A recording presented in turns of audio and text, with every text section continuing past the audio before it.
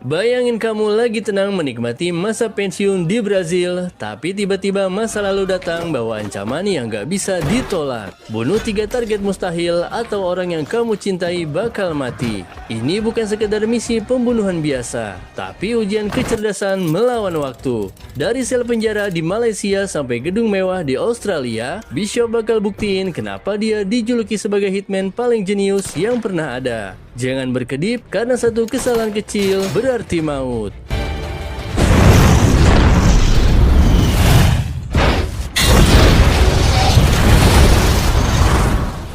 Kisah diawali dengan memperlihatkan kelanjutan hidup Bishop yang kini menikmati waktu luangnya di Brazil. Ia tinggal di sebuah kapal pesiar yang tentu saja sudah dipersenjatai sebagaimana Bishop yang kita kenal.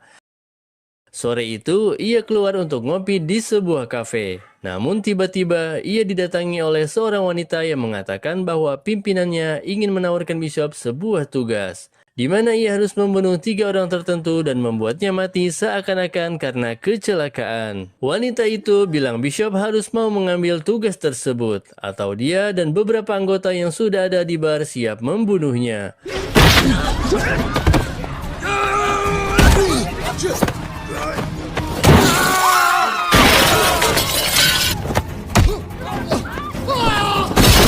Dalam hitungan detik, Bishop berhasil loncat kabur menaiki sebuah gondola. Namun, wanita tadi bersama beberapa pasukan tambahan masih terus mengejarnya, sampai akhirnya ia melakukan aksi nekat demi meloloskan diri.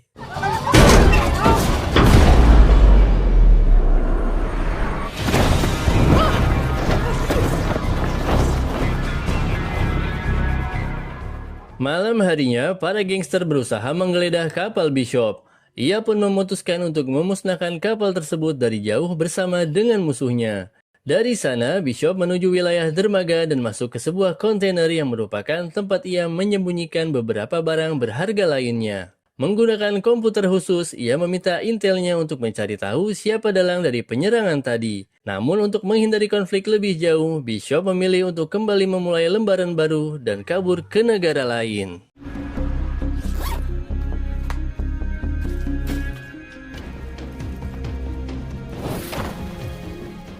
Singkat cerita, Bishop berhasil tiba di Thailand. Ia pergi ke sebuah pulau wisata yang cukup terpencil untuk menemui teman lamanya yang bernama Mei, pemilik villa di pulau tersebut. Di pulau itu juga terdapat sebuah rumah khusus untuk Bishop yang sudah lama ia tinggalkan. Walaupun sudah lama ditinggalkan, ternyata di balik lantai rumah itu Bishop pernah menyimpan barang-barang penting yang berguna untuk situasi seperti saat ini. Malam itu, informasi mengenai wanita tadi dan dalang di balik penyerangan kemarin akhirnya terungkap. Mafia yang mengincarnya ternyata seorang pengusaha senjata ilegal bernama Crane. Keesokan harinya, seorang wanita Amerika tiba-tiba muncul. Wanita ini mendatangi Mei untuk meminta bantuan kotak obat karena ia mengalami beberapa luka di tubuhnya. Terlihat ia seperti habis mendapatkan kekerasan dari seseorang. Benar saja, malamnya terdengar wanita tersebut kembali dipukuli oleh pacarnya saat berada di atas kapal. Awalnya Bishop tak ingin ikut campur, namun Mei memaksanya untuk memberikan bantuan. Terpaksa Bishop pun ke sana. Saat membela diri dari serangan, dirinya tak sengaja membunuh pacar wanita itu. Sambil mengevakuasi wanita tadi, Bishop masuk ke kapal dan mengecek beberapa hal. Ia menemukan paspor dan HP wanita tadi yang ternyata bernama Gina. Namun di HP Gina anehnya terdapat foto Bishop. Ia pun menyadari ada yang tidak beres. Di lain sisi, untuk menutupi kematian pacar Gina, ia pun membakar habis seluruh kapal tersebut beserta isinya.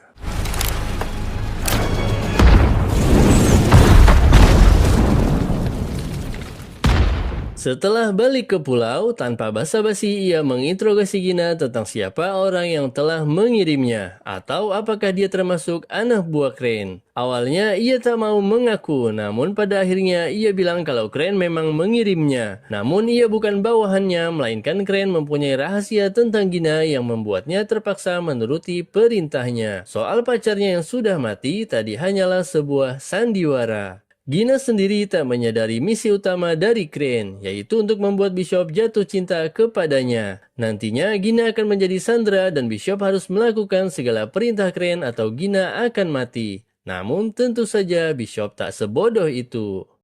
Keesokan harinya, ia mencoba mencari tahu latar belakang Gina yang ternyata seorang pemilik panti asuhan bagi anak-anak mantan korban perdagangan manusia. Jika Gina dari kalangan baik-baik, maka hal apa yang dimiliki Crane sampai dia menuruti perintahnya? Bishop langsung bertanya kepadanya, dan Gina bilang bahwa sebulan lalu salah satu stafnya diculik. 3 hari kemudian, staf itu kembali dalam kondisi penuh luka dan akhirnya meninggal. Ternyata itulah kiriman Crane. Dan dia mengancam akan menyiksa anak-anak lainnya jika Gina tak menuruti perintahnya.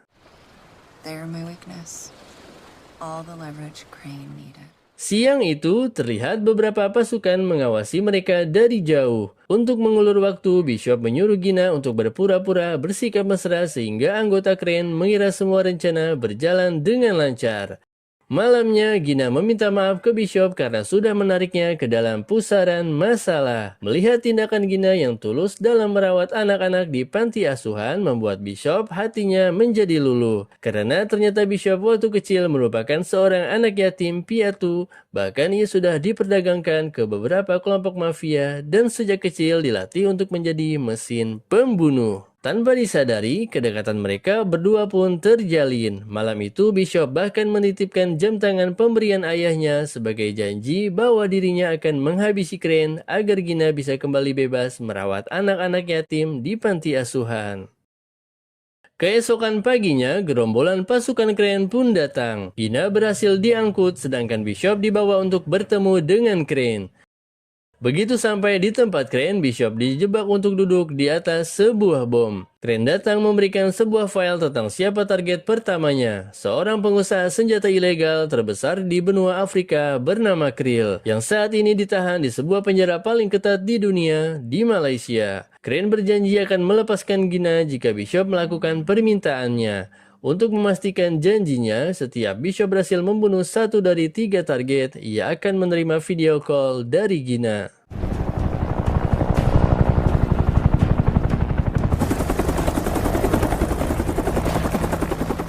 Bishop akhirnya tiba di Malaysia dan langsung mengumpulkan semua informasi mengenai Krill. Penjara ini sulit ditembus karena berada di sebuah pulau, dan para napi tidak bisa melarikan diri karena lautannya dipenuhi hiu ganas. Sekalipun Bishop berhasil masuk, ia juga harus mencari cara agar bisa mendekati Krill yang memiliki banyak pasukan napi yang menjaganya sepanjang waktu. Akhirnya Bishop menentukan rencananya. Ia mulai berkeliling untuk membeli peralatan mulai dari tinta tato, krim penyelam, dan sebagainya. 3 barang pembeliannya disusupkan ke sebatang rokok, permen karet, dan sebuah kaleng pomade. Ternyata untuk masuk ke penjara, Bishop memilih menyamar sebagai salah satu buronan internasional yang kebetulan ada kemiripan dengannya. Buronan itu memiliki tato dadu di mukanya. Itulah kenapa Bishop membeli tinta tato. Keesokan harinya, Bishop menjalankan aksinya dengan memprovokasi polisi yang berjaga. Tak butuh waktu lama melihat tato di mukanya serta paspor palsu, Bishop langsung dikira buronan internasional. Ia pun dibawa ke penjara tersebut. Saat pemeriksaan barang, sipir penjaga tak menaruh kecurigaan sama sekali. Akhirnya Bishop bisa bertemu Krill secara langsung, namun ia tidak bisa sembarang mendekat karena penjagaan ketat. Setelah seharian membaca gerak-gerik, ia mencuri salah satu pisau dari napi saat makan siang. Tadinya saya pikir pisau itu akan digunakan untuk membunuh Krill, tapi ternyata malah sebaliknya. Ia menggunakannya untuk menolong Krill dari serangan napi lain. Melihat potensi Bishop untuk dijadikan tangan kanan, Krill mengundangnya untuk berbincang 4 mata di selnya. Sel milik Krill ini istimewa. Menggunakan kekayaannya, ia diberi tempat khusus, bahkan memiliki berbagai ramuan ritual kepercayaan. Inilah momen yang ditunggu Bishop. Tanpa membuang waktu, ia membuat Krill pingsan. Lalu untuk membuatnya terlihat mati akibat kecelakaan, Bishop yang memiliki pengetahuan kimia luar biasa berhasil meracik racun dari bahan-bahan milik Krill.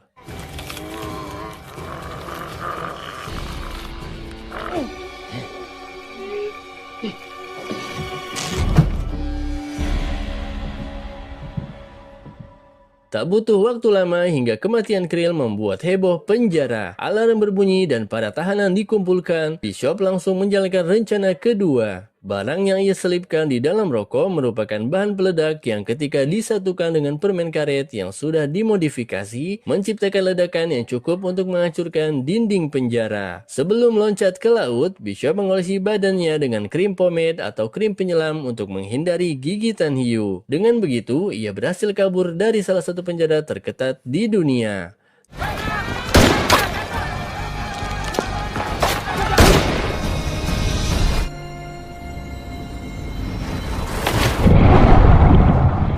Tak lama kemudian, Bishop dijemput oleh kapal nelayan yang sudah diatur oleh Crane. Sesuai janji, Gina dibiarkan tetap hidup dan bisa dipantau Bishop melalui video call. Put Gino on. Here's your boyfriend. Hi, How you holding up? I'm okay. Singkat cerita, Bishop menuju titik selanjutnya yaitu Sydney, Australia. Target keduanya bernama Cook, seorang pengusaha ternama di bidang mineral dan batu bara. Namun sebenarnya ia memiliki banyak bisnis kotor di pasar gelap. Cook setiap waktu dijaga ketat oleh bodyguard dan tinggal di sebuah penthouse di atap gedung ternama di kota Sydney. Untuk naik ke lantai atas terdapat pintu khusus yang dilengkapi pemindai retina, jadi cukup sulit untuk menyusup ke dalam. Setelah menganalisis target selama beberapa hari dan mencari tahu kebiasaannya, Bishop mencoba masuk ke gedung dengan berpura-pura ingin membeli salah satu unit di sana. Dengan trik simpel ini, ia berhasil membuat blueprint gedung serta menduplikat kunci milik agen properti. Bishop juga berhasil membuat sebuah cairan khusus yang mampu membuat kaca tebal langsung pecah dalam hitungan detik.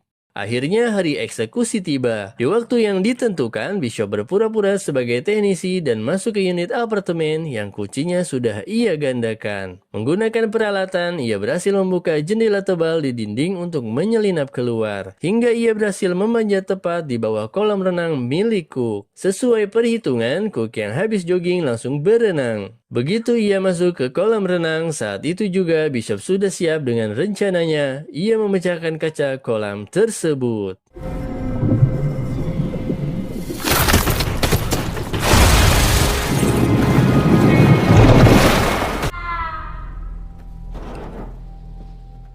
Crane tak bisa berkata apa-apa selain kagum akan kemampuan Bishop yang tak butuh waktu lama untuk mengeksekusi target. Ia menyuruh anggotanya untuk menelpon Bishop. Terlihat Gina saat video call meminta Bishop memperhatikan jam tangan yang ia berikan. Tiba-tiba anggota Crane marah dan memutuskan jaringan. Ternyata tepat di belakang Gina terdapat nomor seri dari kapal di mana ia ditahan. Dari sana, Bishop dengan mudah melacak keberadaan kapal tersebut yang ternyata kebetulan berada di Sydney. Namun nampaknya menyadari Bishop akan mengincarnya, Crane berhasil memindahkan kapal lebih dulu menggunakan helikopter. Bishop mencoba mengejarnya dan memilih untuk diturunkan di tengah lautan. Dengan sebuah alat, ia berhasil berenang ke bawah kapal dan menyusup ke dalamnya. Bishop mampu menghabisi banyak anggota Crane, namun jumlah mereka terlalu banyak dan ia datang tanpa persiapan. Alhasil dirinya berhasil ditangkap.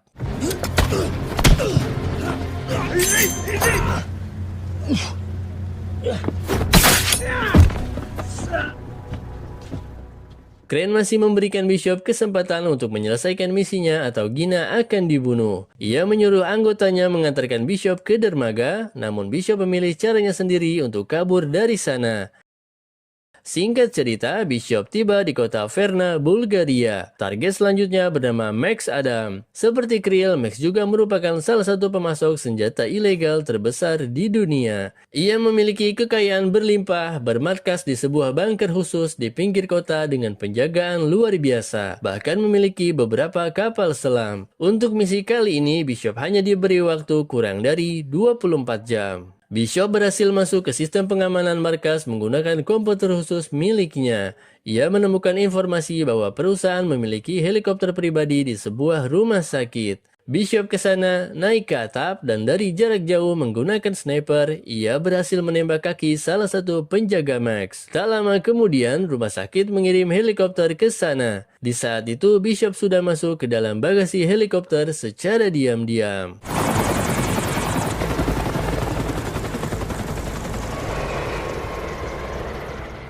Setiap sudut ruangan dilengkapi CCTV. Untuk membuatnya tak berfungsi, Bishop membawa alat pengacu jaringan atau jammer. Ia berhasil menumbangkan belasan anggota Max secara diam-diam. Namun hal ini sudah diantisipasi sehingga Max langsung masuk ke lift menuju bunker bawah tanah. Sekali lagi kita diperlihatkan kemampuan Bishop dalam menganalisis blueprint gedung yang membuatnya selalu selangkah lebih cepat dibanding musuhnya. Ternyata sosok Max ini berbeda. Ia malah terlihat santai dan mengagumi cara kerja Bishop yang bisa menerobos semua pengamanannya. Tanpa basa-basi, Bishop menawarkan Max sebuah kerjasama, di mana sejauh ini Crane sudah memperalat Bishop untuk menyingkirkan saingan bisnisnya. Sekarang gilirannya untuk balas dendam. Dengan begitu, tak hanya Max yang selamat, tapi juga bakal menguasai pangsa pasar yang lebih besar. Untuk menaklukkan Crane, Bishop membutuhkan sumber daya yang Max miliki. Max setuju dan rencana pembalasan dendam pun disepakati. Dimulai dengan membuat adegan seakan-akan Max mati akibat jebakan yang dibuat Bishop. Are the boats all secured? Yes, sir. Batteries charged?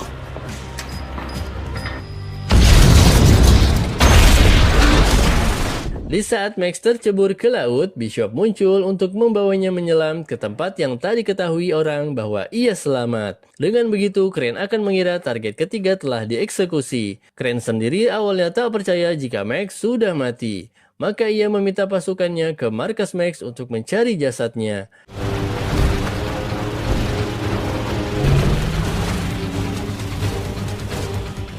Semua sudah sesuai perhitungan. Sebelum pasukan Crane datang, Bishop telah memasang berbagai perangkat peledak di sana.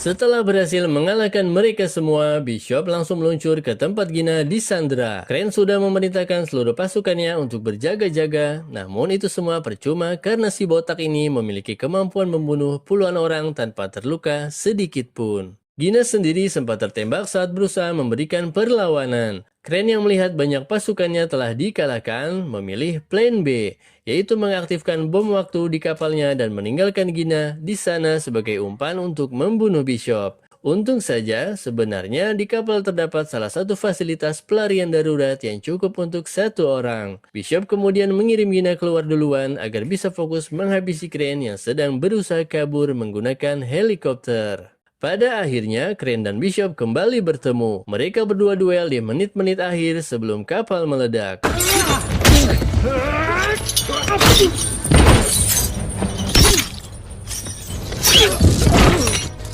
Kalau Bishop lompat ke laut, ia akan terkena efek ledakan kapal yang bisa membuatnya tewas. Maka dari itu, ia memilih untuk tetap masuk ke kapal mencari perlindungan, namun tak ada yang tahu bagaimana cara ia kabur.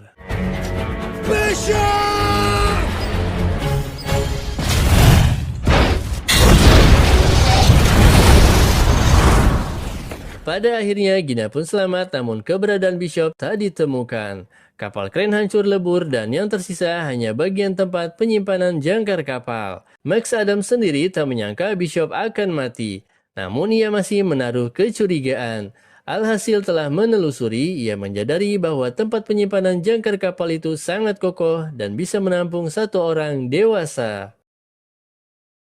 Setelah beberapa bulan menghilang, Bishop pergi ke Kamboja, ke sekolah yang Gina dirikan untuk anak-anak yatim. Gina sendiri tak menyangka kalau orang yang sudah ia sangka mati ternyata masih hidup. Inilah Bishop, si botak hitman paling jenius. Dan dengan begitu, film pun selesai. Terima kasih telah menonton dan sampai jumpa di film selanjutnya.